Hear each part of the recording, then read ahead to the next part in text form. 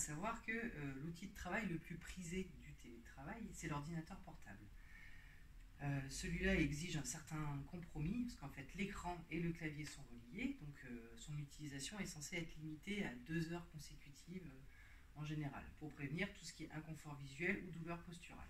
Donc si vous n'avez pas d'équipement annexe, vous n'avez que votre ordinateur portable, pour se positionner au mieux à son poste de travail, vous vous rapprochez du plan de travail avec votre siège, et du coup vous positionnez vos coudes le long du corps et vos poignets de façon à ce que vos mains soient directement au niveau du clavier. Et vous avez un écran qui n'est pas trop éloigné et qui permet d'avoir un bon compromis.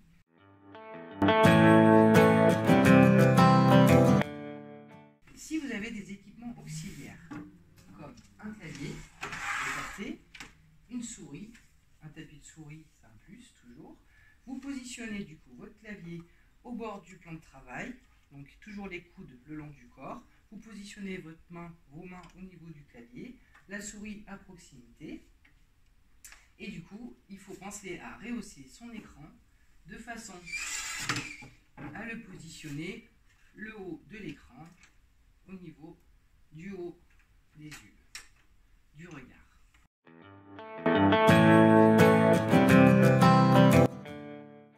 Vous avez un deuxième écran, un écran déporté. Vous pouvez toujours utiliser votre ordinateur portable comme double écran, ou alors le fermer de façon à utiliser l'autre écran comme outil principal.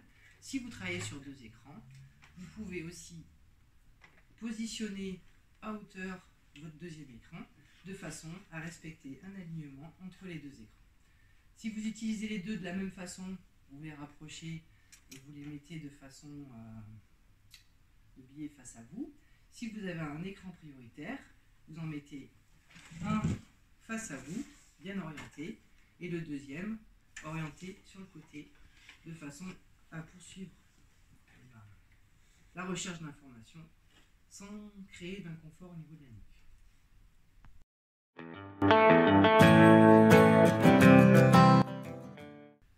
Premier point à traiter, c'est comment je m'assois sur mon siège de travail. Je vais faire en sorte de m'asseoir pour avoir les coudes à hauteur du plan de travail. Si je suis trop bas, je vais réajuster. Je peux utiliser un coussin pour augmenter ma hauteur d'assise et du coup être à la bonne hauteur. Ensuite, il est important d'avoir un appui au niveau lombaire. Donc pareil, si je n'ai pas un appui qui est confortable, je peux ajouter un coussin au niveau du dos. Quand on est à domicile, on a à disposition ce type d'équipement. Si on veut un peu plus de confort, il existe des coussins prévus justement de ce type-là qui permettent de garder le bon positionnement au niveau du dos. Hop. Hop. Voilà. Dernier point, une fois que je suis assise à la bonne hauteur avec un appui du dos confortable, si je n'ai pas les pieds qui touchent le sol, je peux utiliser du coup une caisse, une boîte pour faire un repose-pied. Ensuite, au niveau, je n'ai pas de rehausseur d'ordinateur portable, je peux prendre une pile de livres ou je peux prendre une boîte à chaussures de façon à aligner le haut de l'écran avec mon regard.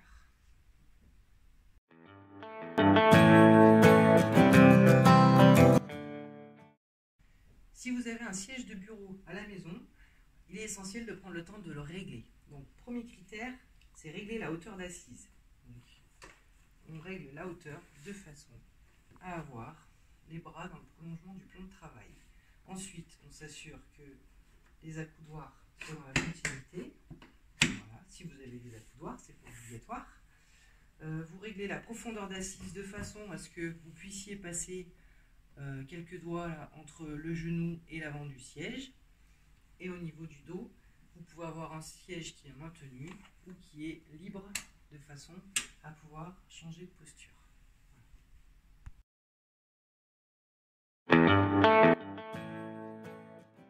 Dans les points importants, il faut changer régulièrement de posture parce qu'aucune posture n'est bonne si elle est prolongée. Donc du coup, il faut alterner posture debout, posture assise. Dès qu'on change de tâche, on reçoit un appel, on change de pièce. On se met à la cuisine sur le plan de travail qui est en hauteur pour travailler debout. Voilà. On essaie de se lever régulièrement de façon à réactiver un petit peu le fonctionnement musculaire. Faire aussi des étirements quand on est à son poste, penser à s'étirer régulièrement. Profiter de la pause du midi aussi pour se promener, ça permet une déconnexion professionnelle et aussi une remise en fonctionnement du corps.